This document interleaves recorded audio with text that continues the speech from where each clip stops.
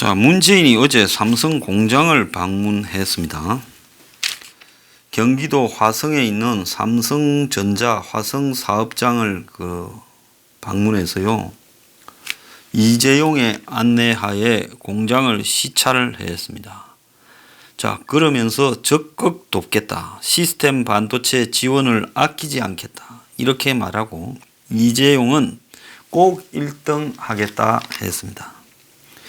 현직 대통령이 삼성 국내 공장을 방문하면 이제 그것이 마치 삼성과 이제 정권과의 관계가 아주 가까워졌다라는 신호로 비춰집니다. 박근혜 전 대통령도 사실 박근혜 정부가 집권하던 초에 삼성을 안 좋아했죠. 왜? 그때 벌어졌던 대선에서 좀 행보에 대한 의문이 있었던 걸로 알고 있습니다.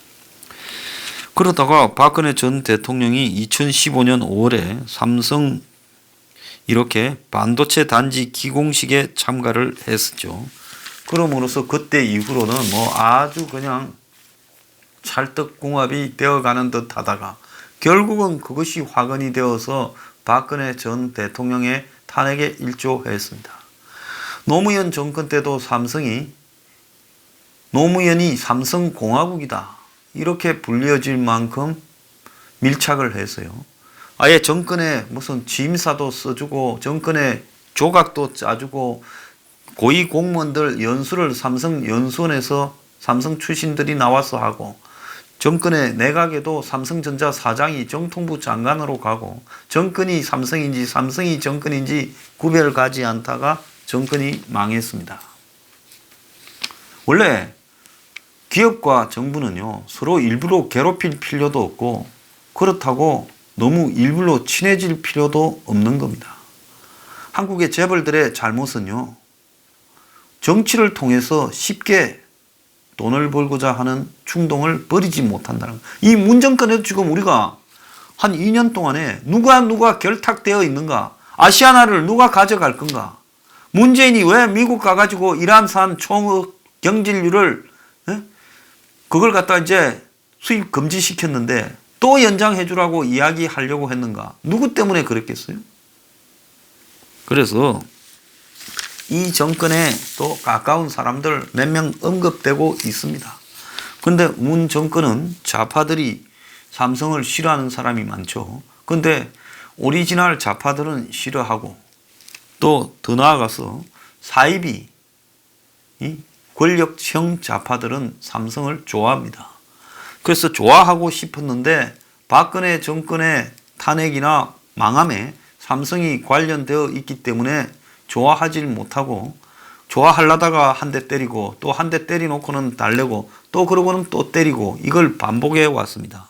그런데 어제 문재인이 삼성 공장을 감으로써 사실상 삼성이 사면받은 거 아니냐 이런 이야기가 한간에 지금 바다하게 퍼졌지요. 자, 대통령이 어떤 공장에 간다. 미국에도 있고 그렇습니다.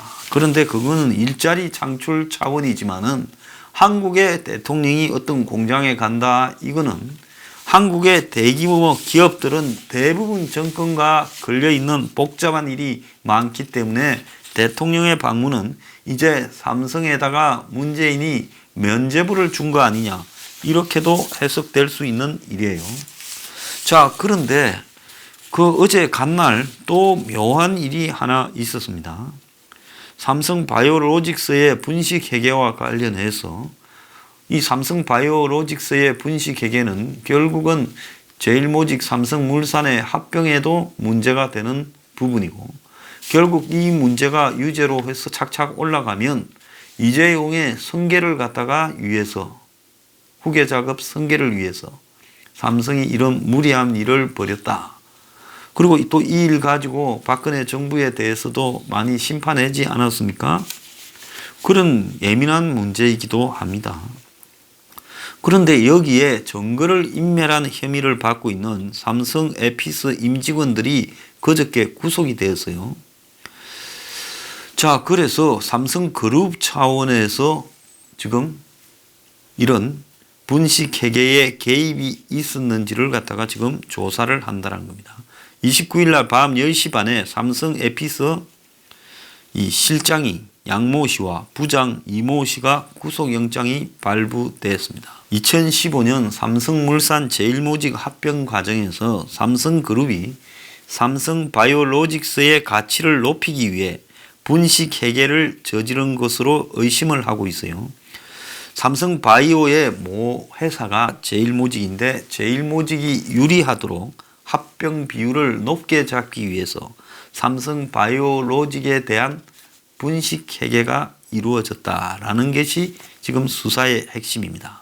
그러니까 삼성에피스의 유해 회사가 삼성바이오고 삼성바이오의 유해 회사가 제일모직입니다. 그러면 밑에서의 어떤 회사의 문제에 대해서 그 수치를 이렇게 조작해서 삼성바이오가 유리하도록 만들고 삼성바이오가 유리해지면서 제일모직이 삼성물산과의 합병 비율이 유리하게 조성되어서 결국은 제일모직 지분을 많이 가지고 있던 이재용이 덕을 봤다. 지금 이런 거거든요. 그래서 삼성에피스 제일 말단의 임원들이 지금 구속됨으로써 삼성의 미래 전략실로 지금 불이 붙을 거라고 알려지고 있는데요. 이들은 이 사태가 발생한 이후 지금 검찰 수사가 진행되려 하자 증거를 지금 인멸한 걸로 알려진 인물들입니다. 증거 인멸 과정에서 삼성전자 임원이 개입됐고 YJ 그러니까 이재용이라는 뜻이죠. 재용이라는 뜻이겠죠. YJ 등 이재용 부회장 삼성물산과 제일모직 합병에 관련되는 내용 등이 삭제된 걸로 알려지고 있습니다. 그러니까 한편으로는 문 정권이 검찰을 통해서 삼성에 대한 수사를 가속화시키면서 다른 한편으로는 삼성 공장을 방문해서 삼성을 엄청 밀어줄 듯이 지금 이렇게 하고 있습니다. 이제 한결에 이 사람들이 뭐라 쓰는가를 우리가 눈여겨봐야 됩니다. 삼성 손잡은 문재인 정부 재벌 중심 성장으로 회귀하나 즉 경제 상황이 안 좋다 보니까 문재인 정권이 삼성 손을 잡고 이런 재벌들을 앞을 세워서 성장률을 높이면서 겉으로는 소주성하지만은 뒤로는 과거의 보수 정권이 하던 그런 일들을 반복하냐고 지금 묻고 있습니다.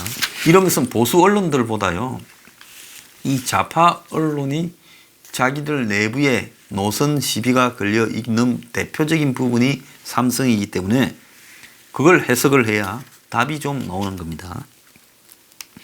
성장 엔진이 식어가자 1등 삼성의 팔을 뻗어서 재벌 개혁을 지금 후퇴시키는 우려가 나오고 있다.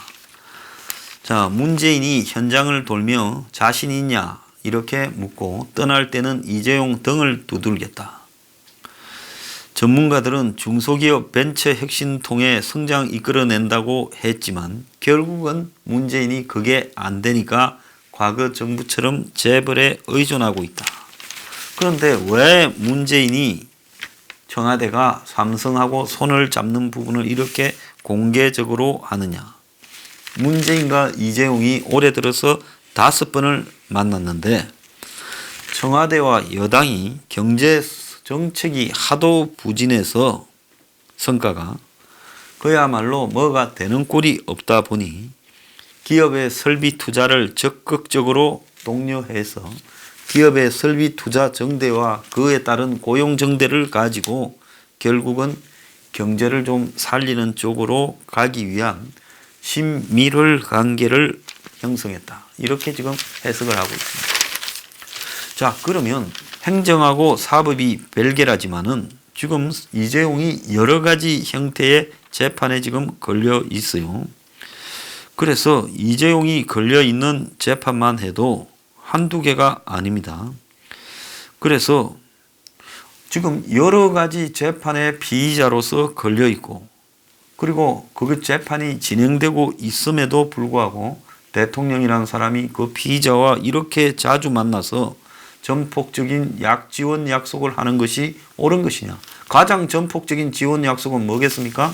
네 재판 잘 해결해 줄게. 그거 아니겠습니까? 자, 그래서 문재인 정권이 한편으로는 삼바 수사를 계속하면서 이재용의 아킬레스건을 쥐고 있고 그러면서 이재용으로 하여금 격려해주는 척 하면서 지금 삼성이 대한민국의 지금 수출이나 여러 가지 부가가치의 상당한 부분을 차지하고 있으니까 삼성 앞세우고, 이제 삼성이 뜻대로 되면 다른 재벌들을 몇 개 앞세워서 거의 대한민국이 재벌들이 투자하고 고용하면 경제가 살아날 것 같다는 그런 환상을 심어주는 쪽으로 집중하고 있는데요. 이 계획은 100% 실패로 돌아갈 거라고 보고 있습니다. 자, 지금 삼성이 어려움에 벗어나기 위해서 뭐 어떤 투자와 뭘 해서 세계 뭐 파운드리 1인이 뭐니 할지 모르겠지만은 기업의 본질은요, 시간을 끌다가 문 정권이 맛이 가게 되면 또 다른 정권에 붙어 먹는 것이 대한민국 기업의 본질입니다. 그래서 기업한테 무슨 경제 성장이니 고용을 어깨 위에 올려놓는다고 기업이 그걸 갖다가 실천할 사람들도 아닙니다. 그래서 기껏해야 이제 경제 다 망쳐놓고 삼성 보고 경제 분위기 좋아졌다라는 그런 역할을 부여하고 대신에 네 수사를 봐줄 수도 있고 제대로 안 하면 조질 수도 있다고 코를 끼워 놓는 것, 이런 방식으로 일이 될 거라고 생각하는 것이 저는 어리석다 이렇게 봅니다. 오늘 보면 문 정권 들어서 공공기관들의 수익이 추락했다라는 통계가 발표됐습니다. 기획재정부가 발표한 공공기관 경영정보공시에 따르면 작년에 한국의 339개 공공기관의 이 당기 순이익이 330개를 합쳐서 1조 1000억밖에 안 됐다는 겁니다. 기업, 작은 회사들도 아니고 큰 공공성을 가지고 있는 기관들이 339개가 1조 1000억이라면 이거는 다 망했다고 봐야 되는 거죠. 그래서 전년도에 2017년에 7조에 비해서 85%가 급감을 했고 2016조에 15조에 비해서는 뭐 말할 수 없는 추락이죠.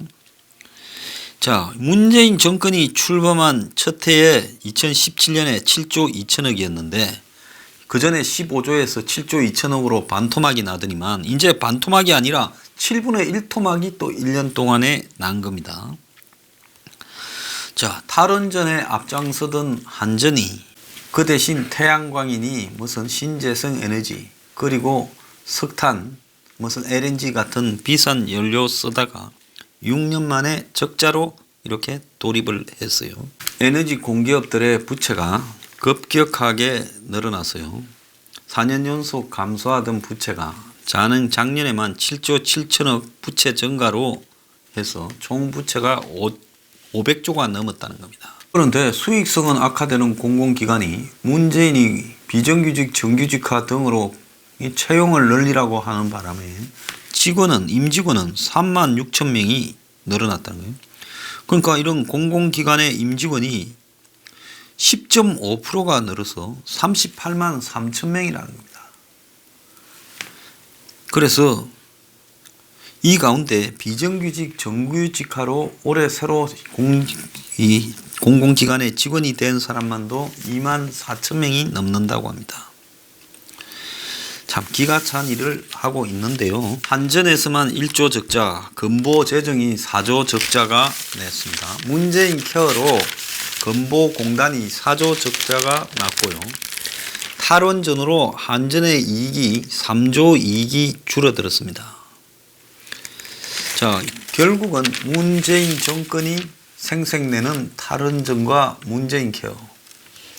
그런데 이것은 반드시 어딘가 구멍이 날 수밖에 없는 건데요. 국민들 앞에 생색은 지가내고 돈은 이 적자가 전부 부채가 될 건데 국민이 지는 이런 일을 초래하고 있습니다. 이렇게 이제 가다 보니까 이 나라가요, 급격한 양극화가 진행이 되고 있습니다. 문재인 정권의 공무원 늘리거나 아니면 공공기관 늘리는 데 들어간 사람, 삼성 등 대기업이라도 들어간 사람은 그야말로 한마디로 구명정을 탄 사람이고 거기에 들어가지 못한 사람은 낙오된 사람으로 양분되고 있습니다. 그래서 우리나라가 10% 사회에서 1% 사회로 가고 있다. 지금 이런 양상이 진행되고 있는데요. 우리나라 사회의 상위 10%의 소득이 전체 소득의 50% 이상을 가져가고 있습니다. 2000년대 중반 이후 이 비중이 계속 커졌어요. 지난 15년 동안 자본주의 국가 중에서 상위 10%의 몫이 가장 큰 나라가 한국이었습니다. 그러니까 상위 10% 집단에는 지난 20년간에 새로 등장한, 그전에는 이런 게 잘 없었죠. 고연봉 직장인들이 늘어났습니다. 월급 부자들요. 자, 보자면 전문 직종을 가지고 있는 사람들, 대기업에 있어서 임원 등이나 고위직에 있는 사람들. 그래서 이런 사람이 한국에 몇십만 명이 되었죠. 또 부부간에 완전 고연봉은 아니지만 합치게 되면 맞벌이 하는 사람 중에 고연봉에 해당되는 사람도 있습니다. 그래서 IMF 이후에부터 대규모 구조조정 과정에서 살아난 기업에서는 고연봉이 주어지기 시작했어요. 그전에는 회사 다닌다고 그렇게 많은 고연봉을 받는 사람들은 없었습니다. 그 다음에 심지어 이제 노조가 힘이 세어지면서 블루칼라 사이에서도 고연봉이 나타나서 1억을 받는 블루칼라도 생기기 시작했어요. 노동자도요. 자, 이런 속에서 결국 상위 10%에는 고소득 직장인과 전문직 종사자들이 지금 국민 소득의 절반 이상을 가져가는 고공행진을 했고, 거기에 들어가지 못하는 중소기업, 하청, 2, 3차 협력회사, 일용직 노동자, 알바, 자영업자, 서비스업 종사자 등 이런 사람들은 평생 희망이 보이지 않은 새 뒤처져 갔고, 이제 청년들의 이 비정규직 난립이 또 이런 부분을 가속화시키고 있습니다. 솔직히 말하면 소득이 높으면 아주 사는 공간도 좋아지고 그런 데는 쾌적한 이 조건들도 마련돼서 학교, 병원 같은 이런 인간이 살아가는데 좋은 공원 이런 것도 다 생깁니다. 그리고 그러지 못한 사람들은 점점 열악한 상황에서 출퇴근 시간에 많은 시간을 쓰면서 건건히 살아가는 이런 열악한 환경에 놓이게 되지요. 근데 20년 전부터 10%에 쏠리다가 이제 10년 전부터 1%에 쏠리고 있다는 겁니다. 최상위 1%는 이제 연봉 받는 사람이 아니라 이 사람은 자산가들이라는 거죠. 자산가들이고 그리고 잘 나가는 기업가들 또 투자자 이런 사람들이라는 겁니다. 이들은 재산 소득과 사업 소득이 남들에 비해서 상상을 초월할 만큼 엄청난데 최상위 0.1%가 금융소득만 해도 전체의 3분의 1을 가져간다는 거예요. 최상위 0.1%, 1000명 중에 1명이 전체 금융소득의 33%를 가져간다는 거예요. 그러니까 고액 소득을 연봉을 받는 10%이 시대에서 이제 1%의 자산가 시대로 바뀌고 있다는 겁니다. 그래서 이런 지금 환경으로의 변화가 이제 한국 사회가 시작되고 있는데 이것이 갈수록 더 급격해질 수 있다는 겁니다. 그래서 미국의 불평등을 지금 보면요. 미국은 최상위 1%가 전체 소득의 20%를 가져가는데 최고 경영자와 보통 직장인의 평균 보수차가 300배라는 거예요. 미국 사회도 70년대, 80년대만 해도 이러지 않았어요. 열 몇 배 이렇게밖에 안 났습니다. 그런데 이렇게까지 벌어져 버린 거예요. 그런데 우리 사회가 지금 그렇게 달려가고 있다는 겁니다. 그러니까 지난 미국 사회가 한 40년 동안 변화해온 이런 과정을 우리는 불과 한 20년 만에 따라잡으려고 하고 있다는 겁니다. 그래서 상위 10%의 소득 집중을 이미 따라잡았고 한국이 10%가 더 많아요. 전체 소득에 차지하는 게 미국보다. 이제 상위 1%가 곧 미국을 따라잡아서 미국에서 상위 1%가 가지는 소득보다 한국 1%가 더 많아질 거라고 합니다. 그러니까 1%가 불로소득의 대부분을 가져가는 그런 사회로 가져가고 있다는 겁니다. 그런데 문제는 뭔가 하면 여기서 올바른 해결 방안을 고민하기보다는요, 보수에서는 아직도 철진한 자유시장 경제 이야기를 하고 있고, 트럼프도 이제 자유시장 경제를 믿지 않습니다. 예? 글로벌리즘을 트럼프도 반대하고 있고요. 트럼프도 기업들이 수익을 쫓을 게 아니라 미국으로 돌아와서 일자리를 만들어야 된다고 하고 있어요. 만약에 한국에서 트럼프 같은 사람이 나와서 그런 말을 하면 그런 사람을 반시장 경제주의자, 반자유시장 경제주의자라고 비판할 거 아닙니까? 그래서 제가 이 보수 진영에 하고 싶은 이야기는요, 낡고 낡은 과거의 미국도 이제는 버려버린 그런 논리로 이 세상을 바라보다가는 영원히 종북 좌파 생상을 고착시킬 수밖에 없다라는 부분에 대해 한번 고민을 해주기를 바란다. 그래서 보수가 이래서는 안 된다라는 생각을 저는 확연하게 가지고 있고요. 그 사회의 경제 정책은요, 사회 변화가 급변하는데 이렇게 급변할 줄 알고 이데올로기를 만든 사람은 아무도 없습니다. 그리고 보수는 이래야 되고 좌파는 이래야 되고 이런 것도 없어요. 바뀌는 사회의 흐름에 따라서 그 사회에 과격하지 않은 방법으로 점진적으로 그 사회의 변화를 이룩해내는 것이 보수입니다. 그렇기 때문에 보수에서 말을 할 수 있는 것이 있고 없고 하는 것은요, 그야말로 한마디로 기득권의 수구 기득권의 앞잡이들이 하는 소리다. 저도 이제 정면으로 할 말 다 하고 살겠습니다.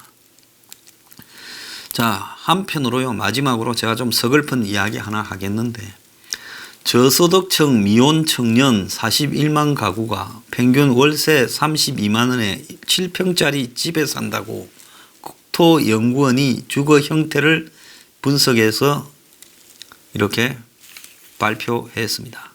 이 사람들 87%가 지가 버는 소득 대비 주거비 지출이 과다하다는 겁니다.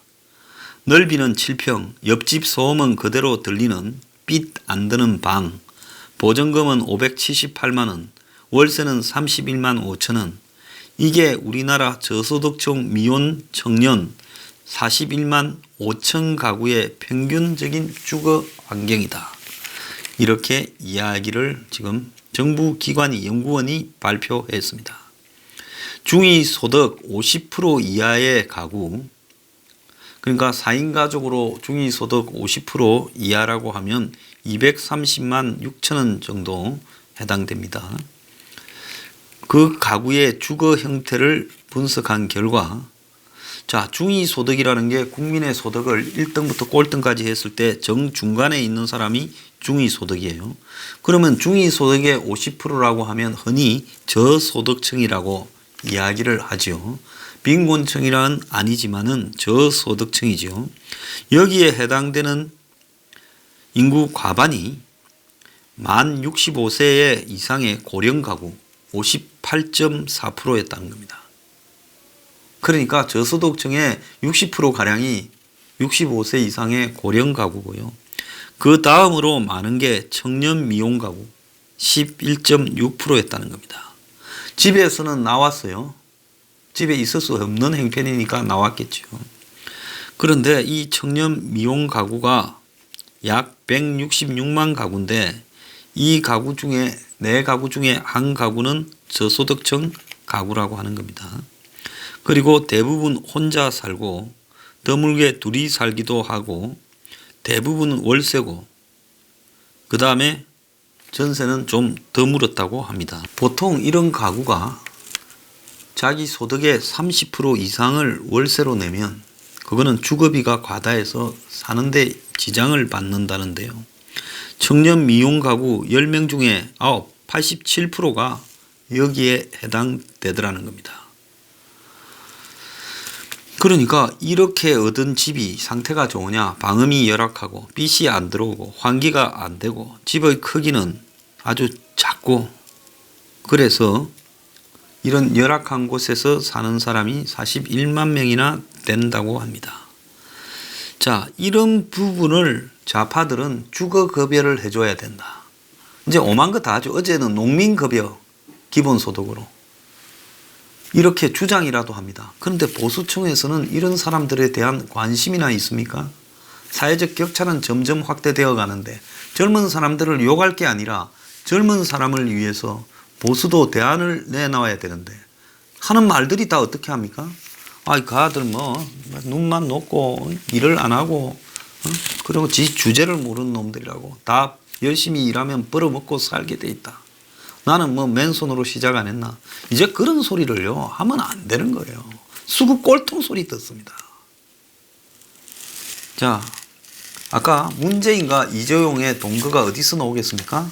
아니, 친북 좌파라도 돈 많은 사람은 좋다는 거 아니겠습니까? 그거지요. 이용 가치가 많으니까 뭐 좀 생길 것도 많고 부려먹을 때도 많고. 그런데 이들은 또 없는 사람들한테는 모든 걸 다 해줄 것처럼 말을 떠듭니다. 그런데 보수는 어떻게 합니까? 이재용을 좋아하는 거는 똑같아요. 한국당이나 이런 정당들이 재벌들 위해서 일 많이 하잖아요. 규제 완화해라 허번날 그러잖아요. 그러면서 또 한편으로는요. 그러면 없는 사람들을 위해서 뭘 합니까? 신경 꺼지요. 없는 사람이죠, 한국당에는.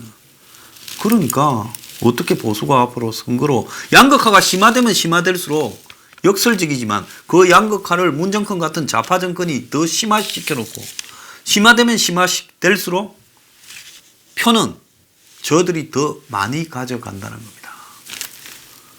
이런 아이러니를요 어떻게 극복하겠어요? 고민 굉장히 해야 된다고 봅니다.